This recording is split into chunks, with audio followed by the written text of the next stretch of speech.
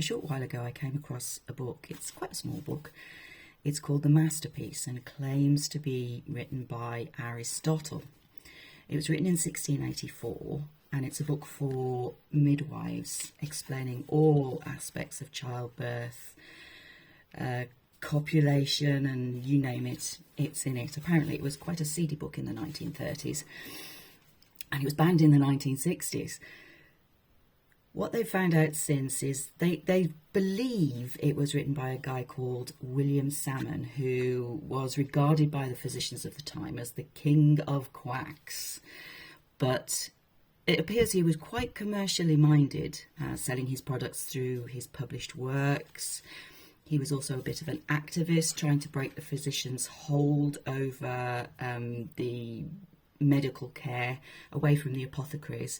So that's probably why they had a bit of an issue with him. He's been classed as a reformer and apparently extremely well read in all kinds of subjects, and he wrote an awful lot of books on an awful lot of subjects, much of which was translated from Greek texts. But my favourite part, and this made me smile, is in chapter 3 of The Masterpiece. The reason why children are like their parents, and that the mother's imagination contributes thereto, and whether the man or the woman is the cause of the male or female child.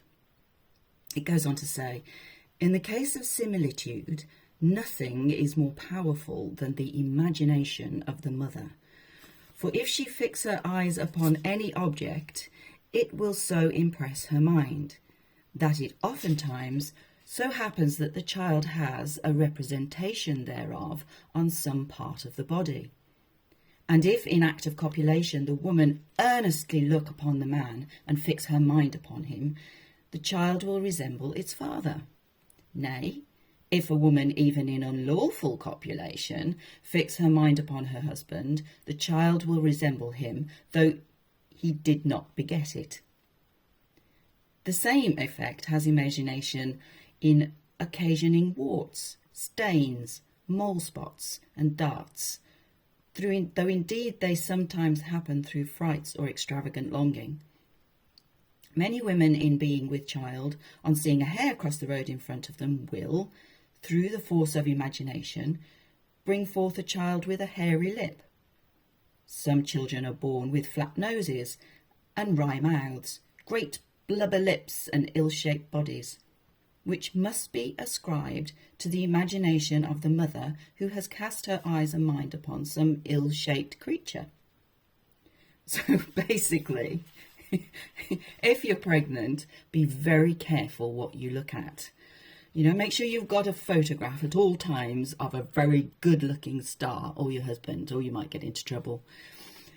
But the thing that sprang to mind is, it's a very good excuse, isn't it? Was this man, because at the time women were considered property, basically, of the men, was this man working for the woman? Was he helping preserve their lives from the predatory men who could destroy them? Because they, you know, lots of husbands begat other people's wives, that kind of thing. So was he there working for the woman, or was this man a bit of a player, and as such was covering his own tracks? Personally, I'd like to think the former. But yes, a brilliant excuse. Although based on the timing of this, I do have my own philosophy, but that's a story for another time.